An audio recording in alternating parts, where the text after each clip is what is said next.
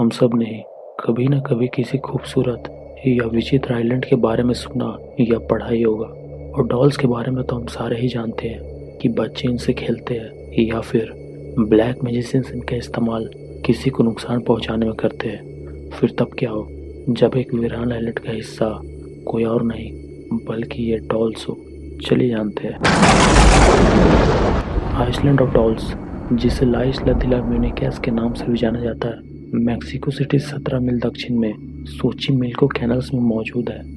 असल में ये आइलैंड एक फ्लोटिंग गार्डन, तैरता हुआ बगीचा है जिसे मैक्सिकन में चिनम्पा कहते हैं। इस वीरान आइलैंड की खास बात यह है कि यहाँ अलग अलग तरह के कई सारे फिलिप्स डॉल्स पेड़ों पर लटके हुए हैं। इनमें से कुछ के हाथ टूटे पड़े हैं या फिर पैर, और ये देखने में ही बहुत डरावने लगते हैं।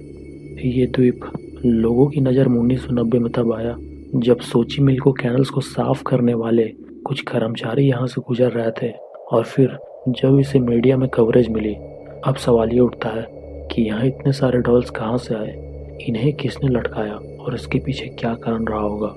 दरअसल इस द्वीप में डॉल्स का अतीत शुरू होता है जूलियन सैंटेना बरेरा से, जिसने अपना घर परिवार सब छोड़कर एकांत जीवन जीने की प्रतिज्ञा ली थी। जूलियन सबसे दूर यहाँ इस आइलैंड में बिल्कुल अकेला रहा करता था, लेकिन एक दिन उसे यहाँ नहर के किनारे एक छोटी बच्ची की लाश तैरती हुई नजर आई। इससे बरेरा बुरी तरह से घबरा गया और उसके डर का कोई ठिकाना नहीं रहा।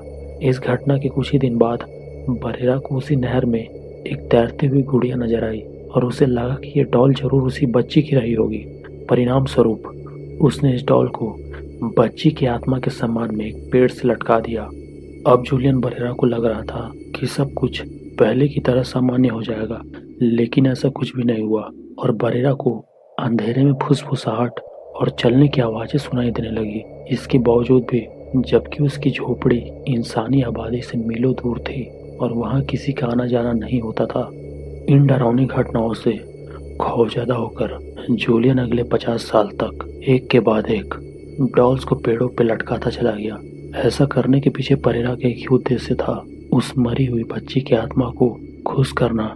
असल में जूलियन को लगता था कि उस बच्ची की आत्मा इसी आइलैंड में भटकती फिरती है और वो चाहता था कि इसकी आत्मा को खुश करके यहाँ शांति से रह सके।